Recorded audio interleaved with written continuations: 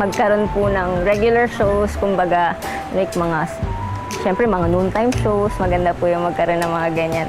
Ayun po, at sana Princess po. So, at ease naman yung pakiramdam.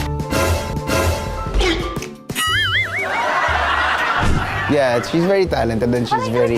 Papi!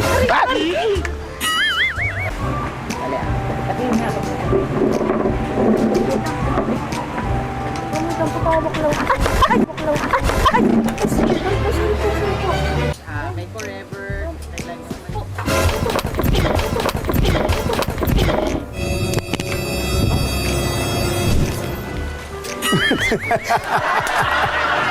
Hindi ako magugulatin eh. Sorry ah. Ang bilis mo, di ba ako nakakagulong question? Hello ka na sa ulo. Hello po.